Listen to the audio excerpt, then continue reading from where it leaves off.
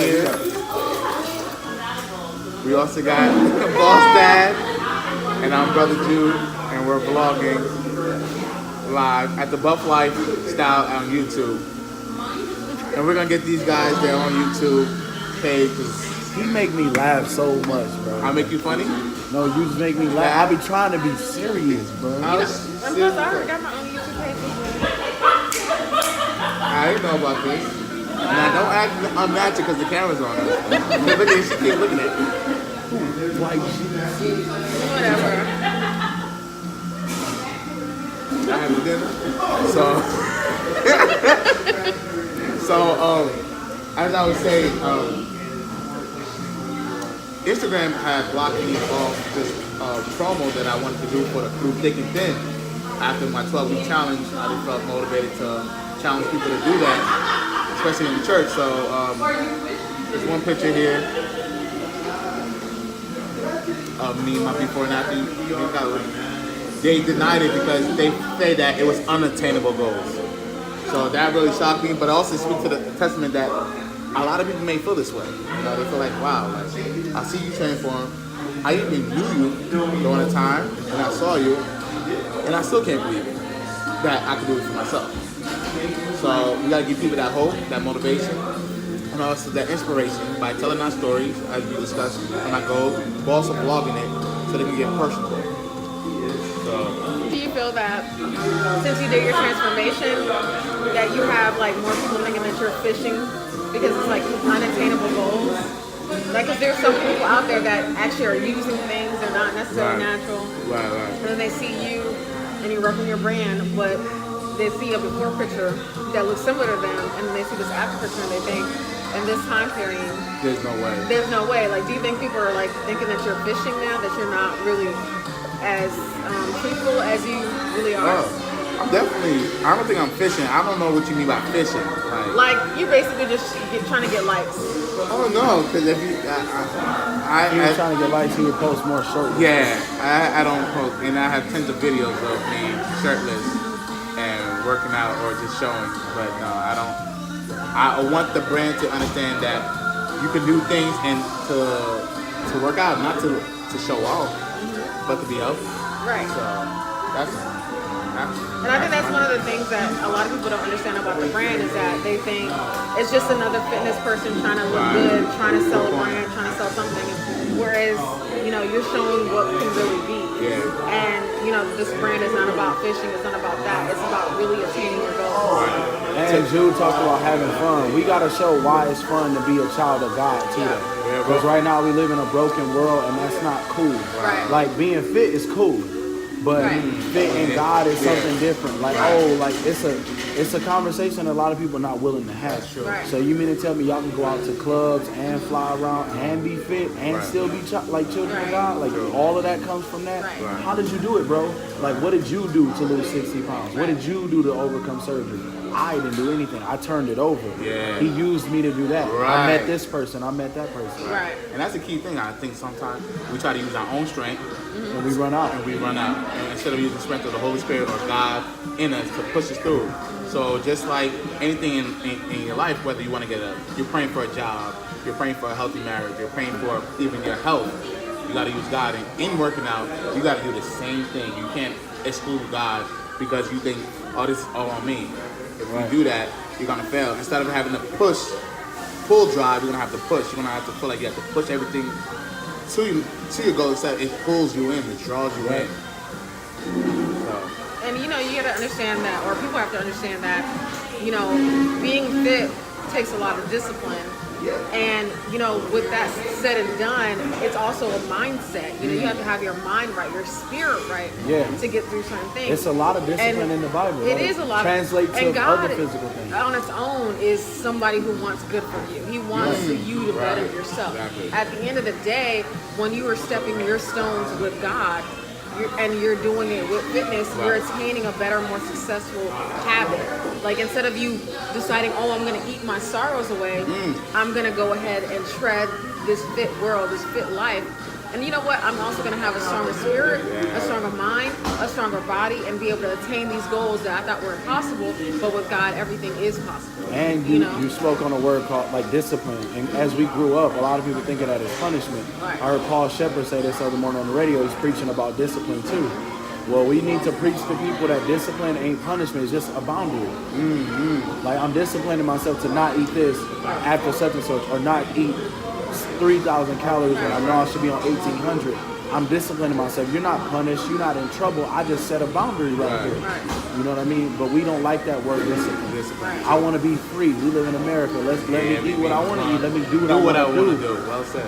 And it's crazy because I would never associate fitness and attaining my goals as limits. Yeah. I would see it more as limitless because now I'm pushing myself to do more and not less. And when I'm eating my sorrows away, when I'm putting things in my body that are not supposed to be there, I'm actually limiting myself in that regard. Right. Whereas if I stayed strong and didn't stagnate myself by doing inappropriate things, then I would be actually bringing myself to a better and more successful me. Absolutely. They talk about retirement and all of that. You can't draw Social Security till you're 62, but most of us are dying at 45, 50.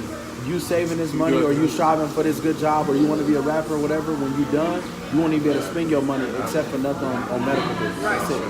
And even with that, when you're doing fitness, it's a whole lot of battle in the mind.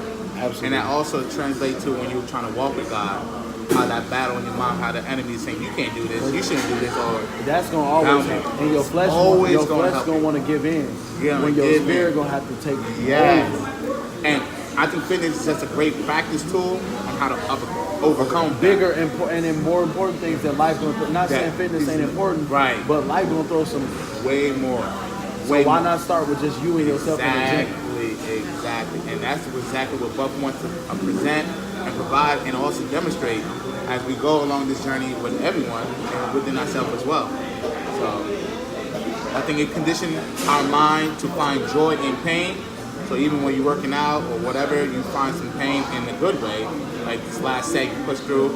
And some things in life, when you're going through some heartaches or some unclear season, that you can find joy in whatever. That had to be a cut. That was not. Finding pain in a good way. I looked at the camera, I said, He's married. He just got married. I don't know what that means. But back still bleeding. Hallelujah. Hallelujah. All right, but our last step would be Buff future of Buff. So honestly, I don't want to compete. I want to dominate. I think we should all be able to dominate in the areas because God said we had dominion. So in this case, as far as the brand, as far as your workout, I don't feel like I want to compete. I want to dominate and allow that to transition. We should know more about this industry than anyone else. And again, in the fitness industry, it's always about looking good, but also sometimes that can get to people's ego and get to people conscious. So in comparison, because that's how the enemy can also take away your joy. So as long as we can, we know about this industry and we can talk to people and translate or identify, I think Buff future will be solidified. Also in 2 and 3 years, we're doing this like we're doing our other job part time or we're doing this full time.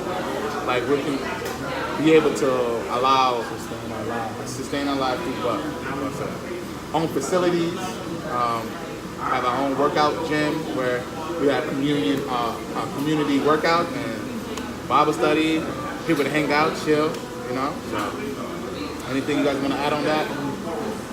I find it interesting that you did say that about the whole comparison thing and how, the devil could utilize that, because I do find that when I first started my journey, it was all about, God and fasting and just being disciplined and like making sure that my spiritual life and my fitness life were intertwined. And then later on, when I actually got to the stage and started competing and everything, it came to that point where you started comparing yourself. You started saying, okay, well, this girl's got this girl's got that. And it became less and less about me getting to this journey and getting to the end or to the beginning of something, and more about me comparing myself to somebody else. And it kind of threw me off because I didn't know how I got in that place. And it took me a while to kind of get back into it. Like I had to stop what I'm doing and just kind of meditate on it and was like, well, you know, why did you start this journey? And what is this all for? And what does it mean? And are you bringing that concept to your competitions every time you compete? Like, are you just competing to compete, or are you coming there and you're letting people know about your journey and you're presenting that package on stage? Like, hey, I'm not just here to present a body. I'm here to present my soul, my spirit, the person that God has created. And I feel like now that I'm back into it, I feel like when I do talk to the judges, they're like, there's something about you. There's something special about you. Yeah. That specialness is God. Yeah. So, Yeah. yeah. That's how you let your light shine. That's how you let your light shine. Exactly. Champion. And just real quick, you don't give your whole, but what did you overcome? Cancer. I had blood cancer, and it was like a 40% chance of survival. And with God, you know, anything is possible. And I am here today. I'm able to walk again. I'm able to brush my teeth, take my own shower, use the toiletries, everything. Something that everybody takes for granted every day when they wake up. I'm able to do that now. That's awesome. And just to talk about what we said, what to look out for. Certain things, one of the things that really made me bring this up is the whole, if you watch basketball, the Warriors. And I was talking to you, having a conversation before you got married, like how Draymond and Kevin Durant got into this little scuffle. And it just really represent like, the Warriors, if you don't know, they're a really great team, basketball team, Stephen Curry, all that, give a shout out to them. But the only person that can beat them is themselves. Like literally the only person that can beat them is themselves. And I was saying the only person that in your own marriage that can divorce you guys is yourself. Like, you know, other entities are going to try to break you guys up. That's obvious. Just like you playing the basketball team, the other team is going to try to score more points than you. But the only way you can really beat yourself is by beating yourself. So what to look out for is our pride. You may have pride like, he's getting more picture than me or more recognition than me, I should be. Selfishness, like I'm not gonna help this person out. I know certain things that will help them, but I'm gonna be selfish and not let them do it or not tell them and stuff like that. Negative thoughts, negative attacks, you know, those could be certain things that can break a whole nucleus down. And lack of focus in details can also stray us away from what we need to do. And I think for me, the most important, not the most important, but one of the key things is not having fun. If it's not fun, it's not enjoyable. You know, I think our walk with the Lord is enjoyable. We find peace, we find joy. And I think working out, growing the business, helping people out should be enjoyable as well. So those are the things that we should look out for in 2019 or from now as into the Lord call us. So, yeah. Any question about that? Skip recruiting. Oh yeah, recruiting. I did. So sometimes, you know, we all, as in this company, getting recruited by other people. That's going to happen. We just got to make sure, like, you know, where we're going to be at, or we're going to be with as we move forward. You know, I think if somebody signed with Nike, they sign with Nike. If somebody signed with that. So when we get to that stage of solidifying BUFF, you know, we got to make a decision like, are we going to stay here? We're going to stay here, stay there, or whatever. As far as in apparel, that's my biggest thing. So, quick question: what would be your end game? As far as like, what would make you happy when it comes to using BUFF as a tool? Like, what would be your end game? And what's enough for you? So it could be financial. I'm really speaking about financial. Like, what's your end game? I mean, financially, like what's your end game? I'm trying to not work another job at all. Let's pull up this group text. No, I'm saying I want my own business. Okay. Like, I want to be able to invest in other businesses. That's what I want to do. And you want to be an angel investor? I want to be one of those silent partners. We're here live reporting news. Live with these news. I'm Daniel Gaithers, and I smell bull crap. No, here's the thing. Did you pull up the tag? I'm pulling up the tag. I believe you said that you like your job. I do. No, I said I like working. I didn't Working say a job. I don't like There was working. something job in there. $25,000 a month. To to quit. That's not. Don't say it ain't real. Don't tell me that's not enough. That's not. Let's hear it. Live on this $5,000 a week. channel slips. That's $6,000 a week. No, I'm just saying, like, as far as me to just quit my job up and Adam, I just don't know. Like, it would have to be something I'm sure for the rest of my life. Second, the money in my account. I don't know. Like, I just have to make sure that it's permanent before I decide to make such a drastic decision. I'm going. Would y'all quit your job for $25K a month? I wouldn't. He just said, no, but I'd love to have $25,000 a month. I like having Oh, a yeah, job. I like having a job. And a job, like investing in other companies. Exactly, that's still work. And what? Can you please tell people what this job stand for? What? Just over broke. J-O-B. That's what the job stands for. You're just over broke. No, I'm just saying, like, Broke, you're just over broke. Isn't your company like a job? Like, you still have to work, right? I'm saying I want to be able to invest in other companies. Like, I actually have certain companies that I literally know if I got money, I would invest in. I literally have a friend of mine. I'd rather invest in my home. Well, here's my thing is I work for the CEO of a company right now, and I see all the things that we have to do. I run operations there, so I pretty much know how to run the operations for the day-to-day. And I feel like if I'm going to have that kind of money, I wouldn't want to be that stressed out. Like, I would rather have a business that's already established in a sense that I know it's going to work and that we could franchise. And I have a business already that I'm fond of that. You know, if I had the money, I'd franchise them like that. Okay. So that's your end game. That's not my only game. That's part of the end game. I mean, I want to build houses in Africa. I want to go back to Haiti, and I want to get, orphanages and schools and different things put out there as well, because I want to do. I don't care what anybody says. I want to go back to my country and bring something about there, because they need shelters and homes, and hospitals, and healthcare. Bringing that over there. I'm definitely building houses in Africa, and I'm also wanting to go to Italy. That's my end game. Build my retirement home there, and when I'm done doing all this investment and making my money, make my money, make me money, I'm going to live my life in Italy and die. Italian.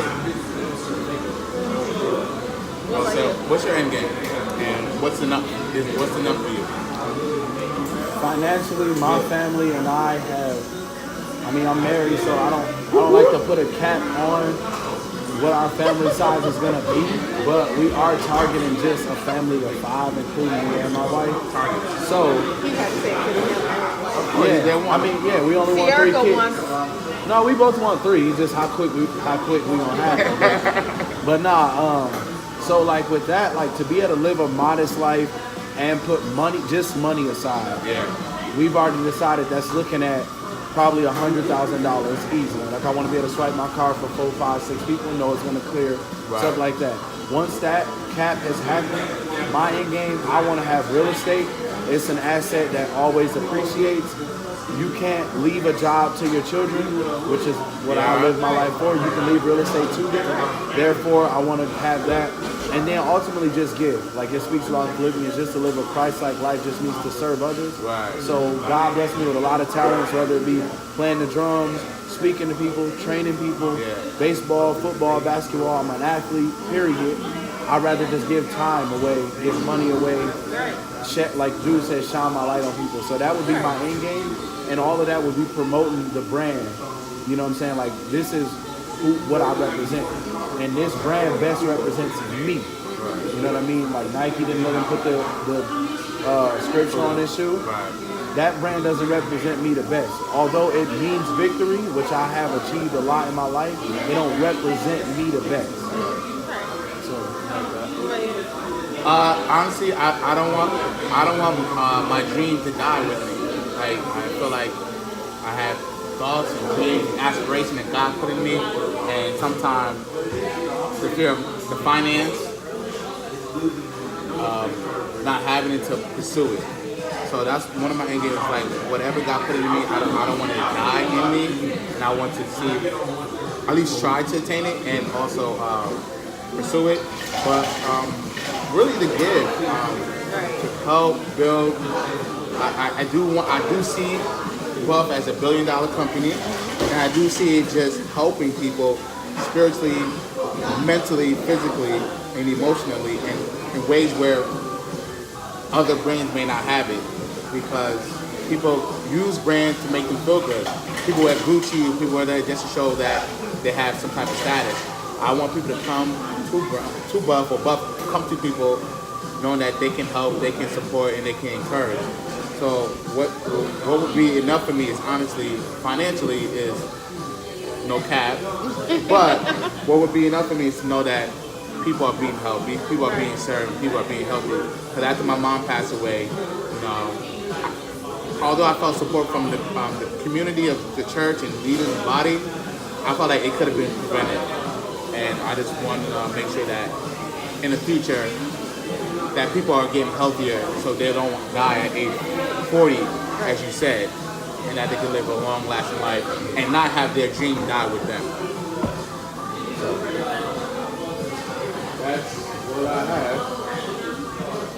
That's it. I mean, sorry. Can somebody get this gum away from you? He's almost done with the pack. That's my gun. Let me get one. But quick. I'm gonna fire up, man. We can take a cigarette. We Take don't smoke one. cigarettes at B.U.F.F. Yeah. Woo! Why you snap though? The way he snapped. Let's go. Yeah. Seen enough movies. I don't like You ain't gonna light it? He trying to roll it. Nah. It's good. It's good. Ooh, silver. That's a good color. It's a good color.